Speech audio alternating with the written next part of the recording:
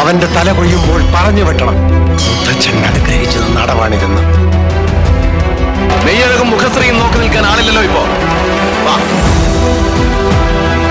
വീരൻ ചേകവനെ ഇപ്പോഴും വിരൽത്തുമ്പിൽ പകിരിതിരിക്കാൻ കഴിയുന്നുണ്ടല്ലോ അവൾക്ക്.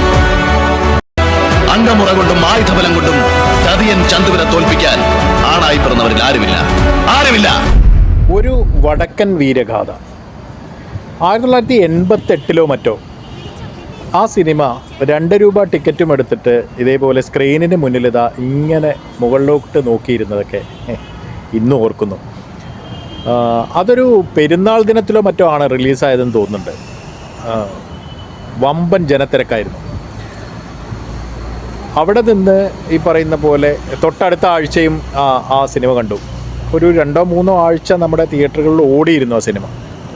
മണ്ണാർക്കാട് ഭാഗത്തുള്ള 4ഓളം തിയേറ്ററുകൾ എല്ലാം ടാക്കീസുകളായിരുന്നു കേട്ടോ. തിയേറ്റർ എന്ന് പറയാൻ പറ്റില്ല, അന്ന് യഥാർത്ഥത്തിൽ ടാക്കീസുകളായിരുന്നു മണ്ണാർക്കാട് ഭാഗത്തൊക്കെ ഉണ്ടായിരുന്നത്. പക്ഷേ മാറുന്ന എല്ലാ സിനിമകളും കാണാനുള്ള ഒരു മഹാഭാഗ്യം അന്ന് എനിക്കുണ്ടായിരുന്നു എന്നുള്ളതാണ് സത്യം. ആ സിനിമകളുടെ കാഴ്ചകൾ യഥാർത്ഥത്തിൽ 4ാമത്തെ വയസ്സ് മുതലാണ് തുടങ്ങുന്നത്. 76 മുതൽ, അതായത് 80കളിൽ സിനിമ കണ്ടു തുടങ്ങുന്ന ഒരാളാണ് ഞാൻ. മമ്മൂട്ടിയുടെയും അതേപോലെ തന്നെ മോഹൻലാലിൻ്റെയും അതിനു മുമ്പുള്ള സുകുമാരൻ തുടങ്ങി ഒട്ടനവധി നടന്മാരുടെയൊക്കെ സിനിമകളുടെ നിമ്നോന്നതങ്ങളിലൂടെ കയറിപ്പോകാൻ എന്തായാലും ആ ഒരു ഭാഗ്യം എനിക്കുണ്ടായിട്ടുണ്ട് എന്നുള്ളതാണ് കാര്യം. അപ്പോൾ വടക്കൻ വീരഗാഥ എന്ന് പറയുന്ന വടക്കൻ പാട്ടിൻ്റെ കഥ പറയുന്ന സിനിമയിലേക്ക് വന്നാൽ ഇവിടെ സംഭവിക്കുന്ന ഒരു കാര്യം, അന്ന് വരെ കേട്ടറിഞ്ഞ അല്ലെങ്കിൽ അതിന് മുമ്പൊക്കെ ഉള്ള ഒരുപാട് വടക്കൻ പാട്ടുകളുടെ സിനിമകളുണ്ട് മലയാളത്തിൽ. നിങ്ങൾക്ക് യൂട്യൂബിൽ ഇതൊക്കെ കുറേയൊക്കെ നോക്കിയാൽ കാണാൻ പറ്റും. എല്ലാം ഒന്നും ഉണ്ടാവില്ല. ഇപ്പോൾ വടക്കൻ വീരഗാഥയുടെ ഫുൾ മൂവി നമുക്ക് തിരഞ്ഞാൽ കാണാനാവുന്നില്ല, അത് ഡിലീറ്റ് ആയിട്ടുണ്ടെന്ന് തോന്നുന്നു. പക്ഷേ മറ്റേതെങ്കിലുമൊക്കെ സോഴ്സുകൾ ഉണ്ടാവാം വടക്കൻ വീരഗാഥ പോലും. പക്ഷേ വടക്കൻ വീരഗാഥയ്ക്ക് മുമ്പുണ്ടായിരുന്ന വടക്കൻ പാട്ട് സിനിമകൾ അന്ന് ഈ പറയുന്ന ചന്തുവിനെയും ആരോമലിനെയും ഒക്കെ വ്യത്യസ്തമായ തരത്തിൽ അല്ലെങ്കിൽ അതിൻ്റെ ഒരു മൂലകഥകളുടെ ആ ഒരു രൂപത്തിൽ തന്നെ പറഞ്ഞു പോയിട്ടുള്ള ഒരുപാട് സിനിമകൾ ഉണ്ടായിട്ടുണ്ട്. വടക്കൻ പാട്ടുകളിലെ പ്രത്യേകം കഥാപാത്രങ്ങളെ, കണ്ണപ്പനുണ്ണി കഥാപാത്രങ്ങളെ തന്നെ എടുത്തുകൊണ്ടിട്ടുള്ള സിനിമകളും അന്ന് നമുക്ക് കാണാൻ പറ്റിയിട്ടുണ്ട്. ഇന്നും നമുക്കത് യൂട്യൂബിലൊക്കെ അവൈലബിളുമാണ്. അപ്പോൾ നിലവിലുണ്ടായിരുന്ന ആ ഒരു പാടി പതിഞ്ഞിരുന്ന കഥയെ MT വാസുദേവൻ നായർ എന്ന് പറയുന്ന സാഹിത്യത്തിൻ്റെ ദൈവം എടുത്ത് ഒരു എന്താ പറയുക വ്യത്യസ്ത തലത്തിലേക്ക് ഉയർത്തുന്നു എന്നുള്ളതാണ് നമുക്ക് ഈ ഒരു കാര്യത്തിൽ പറയാനാവുക. MTയുടെ കാവ്യഭംഗിയാണ് യഥാർത്ഥത്തിൽ, അല്ലെങ്കിൽ എന്താ പറയുക, വീരഗാഥയുടെ ഒരു ഹൈലൈറ്റ് എന്ന് പറയുന്നത് അതിലെ ഗാനങ്ങൾ കൂടിയാണ്. വളരെ മനോഹരമായിട്ടുള്ള ഒരുപാട് ഗാനങ്ങൾ കോർത്തിണക്കിയ ഒരു കാവ്യദീപം എന്ന് തന്നെ പറയാം. അപ്പോൾ ആ തരത്തിൽ വടക്കൻ പാട്ടിന് പുതിയ ഒരു മാനം രചിക്കുകയും അതിലൂടെ മലയാള സിനിമയെ അതിൻ്റെ ഏറ്റവും ഉയർന്ന ശ്രേണിയിലേക്ക് ഉയർത്തുകയും ഒക്കെ ചെയ്ത ആ ഒരു സിനിമ മമ്മൂട്ടി എന്ന നടൻ്റെ കരിയർ ഗ്രാഫിലെ ഏറ്റവും ഉദാത്തമായ ഒരു സിനിമ എന്ന് തന്നെ പറയാം. അതിനപ്പുറത്തേക്ക് വാണിജ്യ വിജയത്തിനും അപ്പുറം ഒരുപാട് അവാർഡുകളടക്കമുള്ള ബഹുമതികൾ വാരിക്കൂട്ടിയ സിനിമ.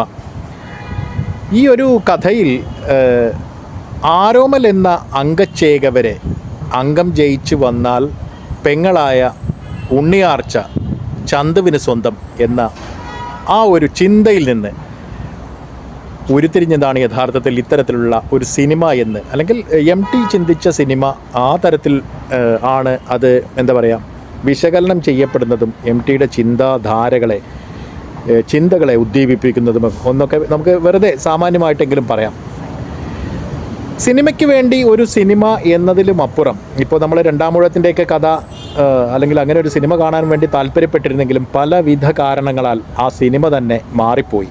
MTയുടെ വിയോഗവും സംഭവിച്ചു. പക്ഷേ വടക്കൻ വീരഗാഥ എന്ന് പറയുന്ന ആ ഒരു എപ്പിക് മൂവി സംഭവിച്ചു കഴിഞ്ഞിട്ട് 35 വർഷം കഴിഞ്ഞിട്ടും ഇന്നും റിലീസ് ചെയ്തപ്പോൾ അതിലെ ഒരു കഥാപാത്രം പോലും അധികപ്പറ്റാവുകയോ അല്ലെങ്കിൽ ആ ഒരു ഫ്രെയിമിന് പുറത്തേക്ക് പോവുകയോ ചെയ്യുന്നില്ല എന്നുള്ളത് തന്നെയാണ് ആ സിനിമയുടെ ഒരു വൻ വിജയത്തിൻ്റെ എന്താ പറയുക കാര്യം എന്ന് നമുക്ക് നിസ്സംശയം പറയാനായിട്ട് പറ്റും. അതായത് സംഭവിക്കുന്നത് ഫ്രെയിം ബൈ ഫ്രെയിം ആയിട്ട് തന്നെ ഈ പറയുന്ന പോലെ നമുക്ക് സിനിമയുടെ ഒട്ടും എന്താ പറയുക ആലങ്കാരികമല്ലാതെ തന്നെ സിനിമയോട് ചേർന്ന് പോകുന്ന കഥാപാത്രങ്ങളും ഡയലോഗുകളും അതേപോലെ തന്നെ ഇതിൻ്റെ ഗാനങ്ങളും എല്ലാം തന്നെ സാധാരണക്കാരായ ഓരോ ആളുകളെയും തങ്ങളിലേക്ക് അന്ന് വരെ കൊട്ടിഘോഷിക്കപ്പെട്ടിരുന്ന ഒരു കഥയെ ഇത്ര ധൈര്യസമേതമെടുത്ത് ഈ തരത്തിലേക്ക് ഉയർത്തിക്കൊണ്ടുവരാമെന്ന് MT പോലും ഒരു പക്ഷേ ചിന്തിച്ച് കാണില്ല.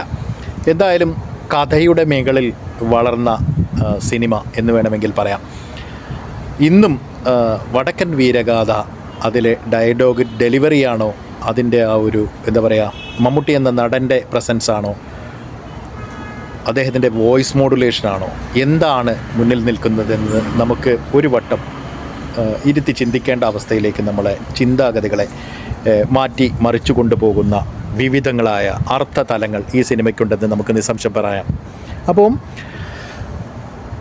സാധാരണക്കാരുടെ ഭാഗത്തു നിന്ന് ചിന്തിക്കുമ്പോൾ നമുക്ക് വളരെ സിമ്പിളായിട്ട് ഈ ഒരു സിനിമയെ വിശകലനം ചെയ്യാനാവുന്നു എന്നുള്ളത് തന്നെയാണ്. കാരണം പാടിപ്പതിഞ്ഞ അന്ന് വരെ കണ്ട സിനിമകൾ കണ്ട ആളുകൾക്കെല്ലാം ഇന്നത്തെ കാലത്തും ഈ ഒരു സിനിമയുമായി സംവദിക്കാനാവുന്നു എന്നുള്ളത് തന്നെയാണ്.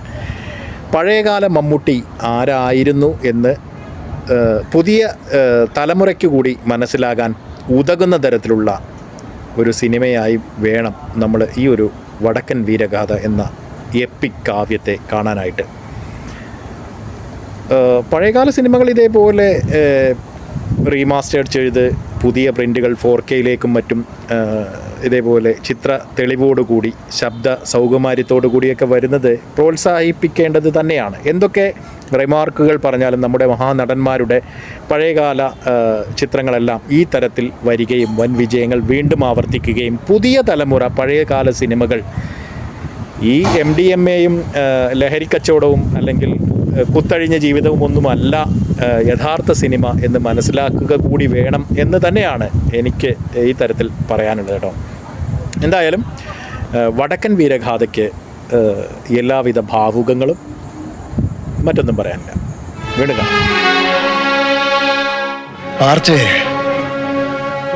ചന്തുവിനെ ജയിക്കാൻ ഇവർക്കാവില്ല.